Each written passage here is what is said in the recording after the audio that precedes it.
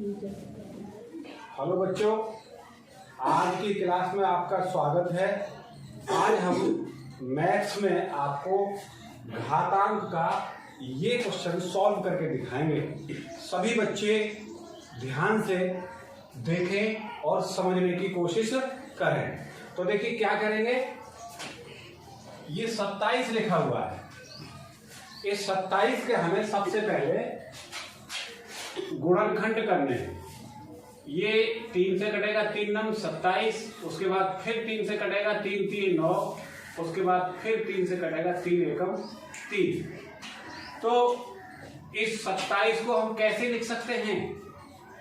3 पर 3 की घात। इस 27 को हम कैसे लिख सकते हैं? 3 पर 3 की घात। तो जहां 27 लिखा हुआ है उस 27 की जगह पर हम लिखेंगे 3 पर 3 की घात और इसके ऊपर फिर चढ़ी हुई है 2 की घात। अब देखिए इसके बाद लिखा है हमारा -m पर 5 की घात।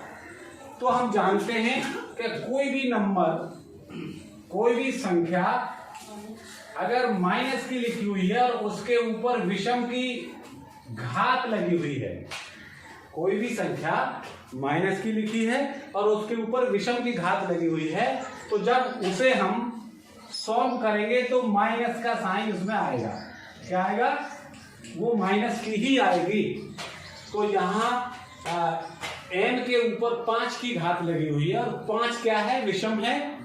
तो जब इसको हम खोलेंगे तो ये माइनस का ही आएगा। तो कितना आएगा यहाँ पर? माइनस के m के ऊपर 5 की घात और इसको हम ऐसे ही लिख देंगे n पर 2 की घात। इसके बाद ये 18 है।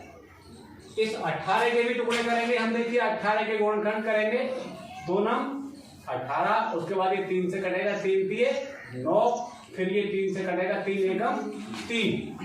तो इसको हम कैसे लिख सकते हैं? 18 को 2 गुणे 3 2 बार आया है तो 3 पर 2 की घात। तो इस 18 की जगह पर हम लिख सकते हैं 2 गुणे 3 पर 2 की घात और उसके ऊपर 3 की घात। और देखिए इसको हम ऐसे ही लिख सकते हैं m की पावर 3 और n। अब क्या करेंगे?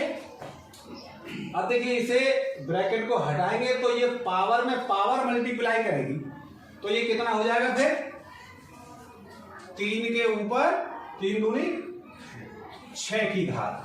और देखिए ये माइनस लग रहा है ना, तो माइनस को पहले लगा देंगे यहाँ ऐसे करके।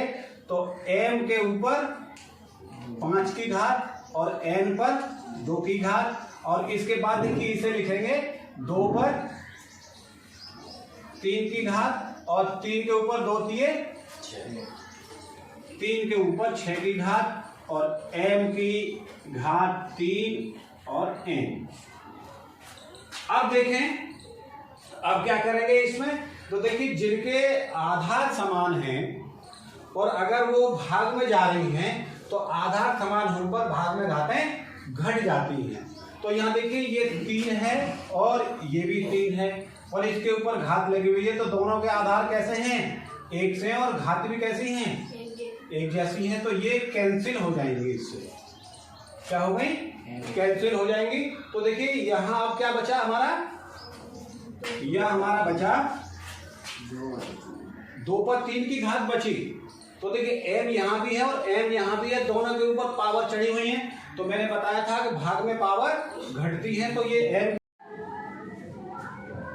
अब देखिए यहाँ से ये माइनस लगाएंगे और उसके बाद में यहाँ बचा हमारा m पर 5 की घात, n पर 2 की घात और n पर 3 की घात और n बचा।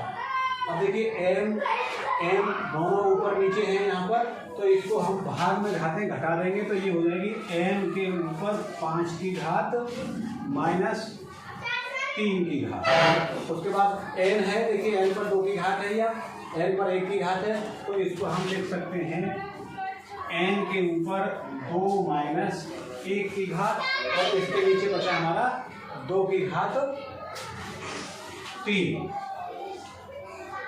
अब क्या बचा? अब देखिए 5 में से 3 घटाएंगे तो n की घात कितनी बचेगी? यहाँ माइनस n की घात 2 और यहाँ बचा n, खाली n बचा और उसके बाद में 2 की घात 3 और यही हमारा आंसर है।